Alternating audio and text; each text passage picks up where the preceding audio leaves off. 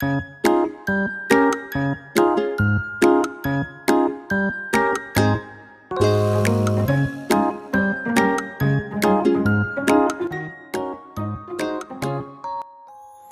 Back to my channel Mommy's Planet India.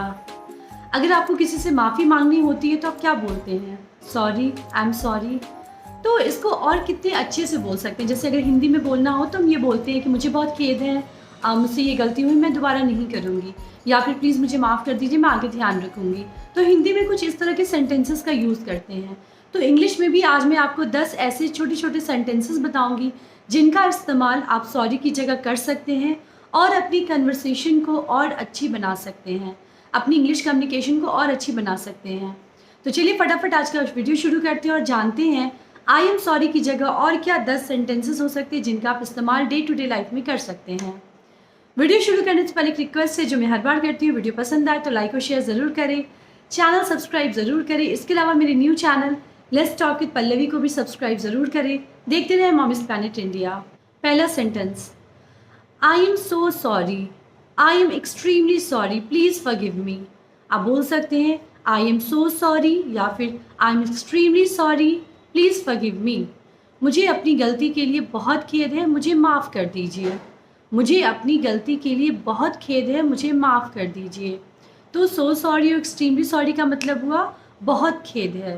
तो यहाँ पे हम माफ़ी मांगने के लिए बोल सकते हैं आई am so sorry, please forgive me, या फिर I am extremely sorry, please forgive me. तो ये रहा हमारा पहला सेंटेंस। दूसरा sentence, I beg your pardon. दूसरा सेंटेंस है आई बेग योर पार्डन, मतलब मुझे माफ़ कर दीजिए। आई बेग योर पार्डन यानी मुझे माफ़ कर दीजिए। That was root of me, I am sorry. That was root of me, I am sorry. यह मेरे लिए असभ्य था, मुझे माफ़ कर दीजिए। जैसे कोई बहुत ज़्यादा असभ्यता के साथ बात करते हैं, फिर उनको जब गलती का एहसास होता है तो वो बोलते हैं कि that was root of me, I am sorry, मतलब ये मेरे लिए बहुत असभ्य था, मुझे माफ़ कर दीजिए। तो ये आप किसी से माफ़ी मांगने के लिए बोल रहे हैं। चौथा sentence, how stupid and thoughtless of me, I am sorry. How stupid and thoughtless of me, I am sorry. मैं कितनी मूर्ख और विचारहीन थी, मुझे माफ़ कर दीजिए। जैसे जनरली क्या होता है, कई बार लोग आपके बारे में नहीं जानते, एक राय बनाने लगते हैं, फिर आपको जब असली बात पता चलती है तो आप ये बोलते हैं कि अरे मैं कितनी मूर्ख थी, मैं कितनी विचारहीन थी, मुझे माफ़ कर दीजिए। तो इसको इंग्लिश में कैसे बोलेंगे? How stupid and thoughtless of me, I am sorry. मतलब मैं कितनी मूर्ख और विचारहीन थी, मुझे माफ़ कर दीजिए। मैं कितनी मूर्ख और विचारहीन थी, मुझे माफ़ कर दीजिए। पांचवा sentence, please forgive me for my mistake. मुझे मेरी गलतियों के लिए माफ़ कर दीजिए। Please forgive me for my mistake, मुझे मेरी गलतियों के लिए माफ़ कर दीजिए। छठा sentence, please don't be mad at me, I am sorry. Please don't be mad at me, I am sorry. जैसे कोई आप पे गुस्सा होके बहुत आग बबूला हो जाता है तो वहाँ पे एक वर्ड यूज़ करते हैं मैड एट मी। तो यहाँ पे आप बोलना चाह रहे हैं कि मुझ पे गुस्से से आग बबूला ना हो, पागल मत बनो, मुझे माफ़ कर दो। तो इसके लिए क्या बोलेंगे? Please don't be mad at me, I am sorry. तो आई एम सॉरी डिफरेंट तरीके से तब बोलते हैं जब डिफरेंट सिचुएशन होती है। तो यहाँ पे कोई गुस्से से आग बबूला आपके ऊपर, बहुत ज़्यादा गुस्सा, एकदम से पागल हो रहा है, तो इसके लिए बोलेंगे please don't be mad at me, I am sorry.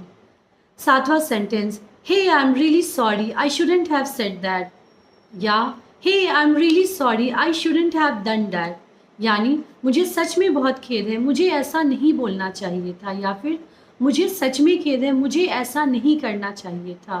तो यहाँ पे आप क्या बोलते हैं? Hey I am really sorry, I shouldn't have done that, या फिर hey I am really sorry, I shouldn't have said that, यानी मुझे ऐसा नहीं बोलना चाहिए था, मुझे ऐसा नहीं करना चाहिए था।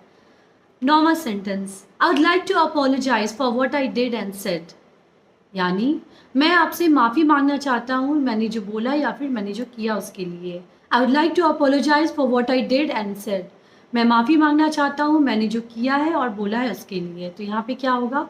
आई would like to apologise for what I did and said, यानी मैंने जो किया है और कहा है उसके लिए मैं माफ़ी मांगना चाहता हूँ। 10वां sentence, I am so sorry for my act will never be repeated again, यानी मुझे सच में बहुत खेद है अपनी हरकत के लिए, दोबारा ये कभी नहीं होगा। यानी जो भी आपने गलती की है आप उसके लिए बहुत शर्मिंदा है, तो इसके लिए आप क्या बोलेंगे? I am extremely sorry for my act will never be repeated again, यानी मैंने जो किया उसके लिए मैं बहुत ही खेद है, दोबारा ये नहीं होगा। तो इस तरह से कुछ सेंटेंसेस हम यूज़ करते हैं आई एम सॉरी की जगह, जहाँ हम सच में बताना चाहते हैं कि हम बहुत ज़्यादा खेद प्रकट कर रहे हैं, हमें सच में बुरा लग रहा है। इस तरह के सेंटेंसेस का इस्तेमाल जब आप करते हैं तो आपकी जो इंग्लिश वोकैबुलरी है काफ़ी रिच हो जाती है और आपकी बात काफ़ी ऑथेंटिक लगती है। जैसे I am extremely sorry, I apologise for what did and said, will never be repeated again. तो इस तरह के कुछ सेंटेंसेस का हर सिचुएशन के हिसाब से आप इस्तेमाल करें। तो ये रहे आज के 10 सेंटेंसेस। आई होप ये वीडियो आपको पसंद आया होगा। पसंद आए तो लाइक और शेयर ज़रूर करें। मेरे new channel let's talk with Pallavi को भी ज़रूर सब्सक्राइब करें। कुछ पूछना चाहते हैं, कुछ बताना चाहते हैं, प्लीज़ कमेंट सेक्शन में ज़रूर लिखिए। देखते रहे mommies planet India. Thank you.